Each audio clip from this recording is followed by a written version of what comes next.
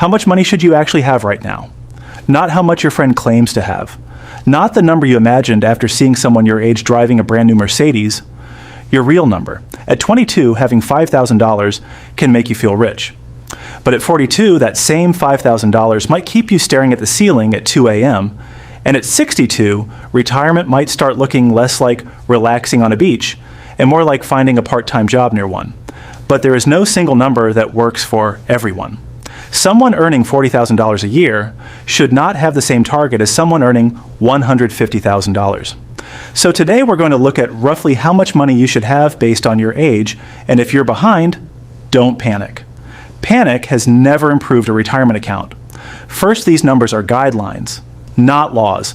Everyone starts at a different point. Some people start working at 18. Others graduate at 28. And some people are dealing with student loans, family responsibilities, or other financial challenges. So use these numbers to understand your financial direction, not to feel ashamed. And when we say how much money you should have, we're not talking about the balance in your checking account. These targets mainly refer to your long-term savings and investments, such as a 401k, IRA, Roth IRA, brokerage account, and similar investments. Your emergency fund is separate. You should generally have around 3 to 6 months of essential expenses saved for emergencies. For example, if your essential expenses are $3,000 a month, a reasonable target could be around $9,000 to $18,000 in accessible savings. Now let's get to the actual ladder. By 25, aim for around half of your annual income. By 30, 1 times your income. By 35, 1.5 times. By 40, 2 times. By 45, 3 times. By 50, 4 times. By 55, 5 times.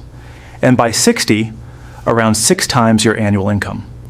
For example, if you earn $50,000 a year, your rough target would be $25,000 by 25, $50,000 by 30, $75,000 by 35, $100,000 by 40, and around $300,000 by 60.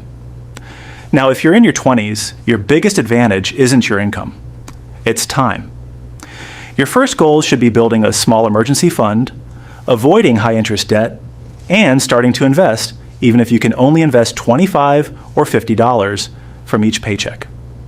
And if your employer offers a 401k match, take advantage of it. As you move through your late 20s and 30s, one of the biggest dangers becomes lifestyle inflation. Your income goes up, but so do your expenses.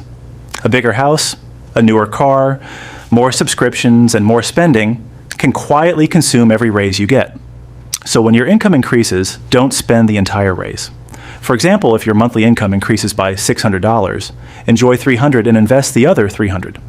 By 40, you want a system that works even when you're not motivated. Your bills are automated, your emergency savings are protected, your high-interest debt is under control, and your investments happen automatically every month. Your 40s can also become your catch-up decade. If you're behind, don't try to fix everything with risky investments, cryptocurrency, or some guaranteed business opportunity. Instead, increase your contribution rate, reduce major expenses, pay down high-interest debt, use bonuses intentionally, and keep investing consistently. By your 50s and 60s, the focus should shift from simply building wealth to creating retirement income. You need to know how much you'll actually need every year, where that money will come from, and how much your lifestyle will cost.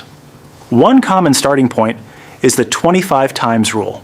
For example, if you need $40,000 a year from your investments in retirement, a rough target would be $1 million. That is not a guarantee, but it can give you a useful starting point for planning. And remember, retirement isn't only about how much money you have. 2 people can each have $1 million. But if one person owns their home outright and has low expenses, while the other has a mortgage and other debts, their financial freedom will be very different. And if you're far behind these numbers, don't run away from the problem because you feel embarrassed. Look at your current savings, calculate the gap between where you are and your age benchmark, and then work on closing that gap gradually. Increase your savings rate by 1 percentage point. Cut one major recurring expense. Invest part of every raise. And use bonuses intentionally. You basically have 3 major levers: save more, earn more, or retire a little later. The most important thing is that your current balance isn't the only thing that matters. Your direction matters too. Are your investments growing? Is your debt shrinking? Is your savings rate increasing? If the answer is yes, you're moving forward. So remember the ladder one more time. Half your annual income by 25, 1 times by 30, 1.5 times by 35, 2 times by 40, 3 times by 45, 4 times by 50, 5 times by 55, and 6 times by 60. Don't use these numbers to judge yourself. Use them like a map. A map doesn't shame you for being far away from your destination. It simply shows you where you are and which direction you need to go.